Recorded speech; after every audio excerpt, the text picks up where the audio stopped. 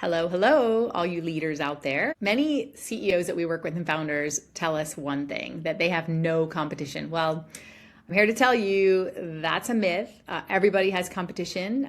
It's only a matter of time before someone catches you. But also, if I put a Wall Street Journal reporter in the same room with you, he or she would probably find after that interview 4 to 5 different companies that would sound like you, look like you, act like you. And it's up to us to help differentiate that and come down to those little nuances. So you do have competition. You do have people that will have a similar solution that looks like yours, feels like yours, acts like yours. And it's the differentiation that's the key, drilling down to find that out. So I have the something that you have that's new is what intrigues me and my team. And we kind of thrive on people who have great ideas and they're innovative and they need a way to tell it to the world. What I mean by that is your investors, your follow-on investors, your strategic partners, your customer base, and all the friends, family champions, influencers that are going to help tell your story for you. So how do you do that? How do you turn your narrative into a conversation with your audience that means something, whether it's through a media pitch or a social media post on LinkedIn is really good. We tend to choose that channel first just because they're usually health and tech companies. So when we work with founders like that, it's a more sophisticated audience. It's probably not going to be on a Facebook or an Instagram kind of a consumer channel. But you could also be attracting a lot of different stakeholders if you do eventually use that channel once you're established in the first two.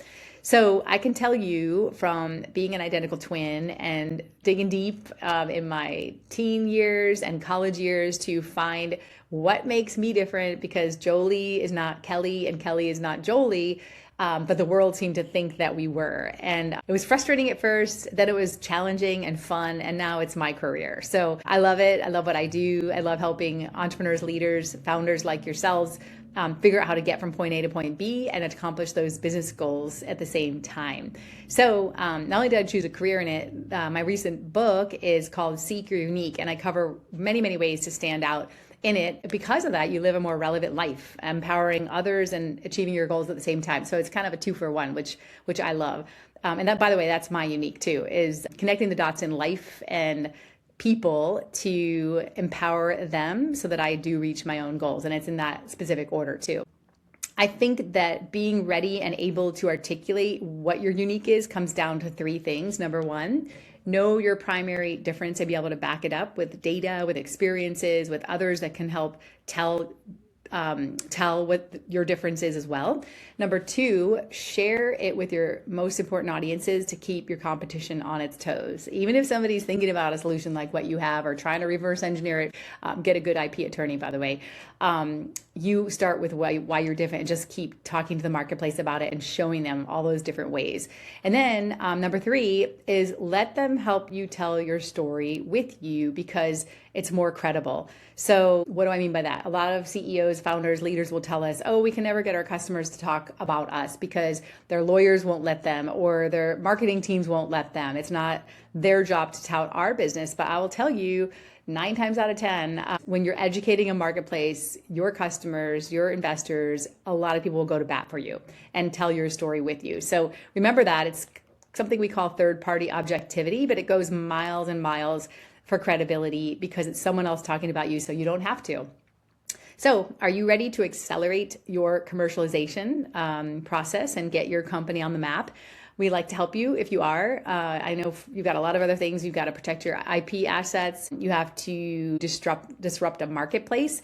And you also probably want to move the needle faster without having to hire and train a massive, expensive sales team, which takes months and months, if not a year. And sometimes you don't have that. So the power of articulating your differences and the channels we've talked about here can get you there faster. We have numerous examples to share with you.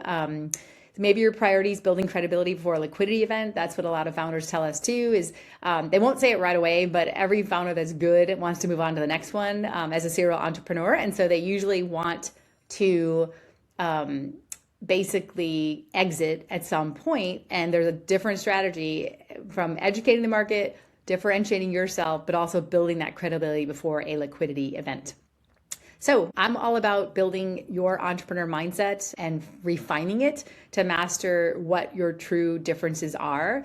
So pick up my book, Seek Your Unique, on Amazon, and then join me as an entrepreneur and advisor launching founders' companies across the US and managing their reputations when they get on the hot seat sometimes, because that happens, to being an investor in a few disruptive technologies myself, and also mentoring at accelerators and universities. It's the whole entrepreneur ecosystem, which I'm very, very passionate about. So once a week, join me here on this channel. You'll get great tips for taking your game and your career to new levels, whether you are on the edge of starting your own gig as a budding entrepreneur, or two, inside a large corporation as a what we call a unique term, corporate intrapreneur. You may or may not have heard that before. I was one at Abbott Labs.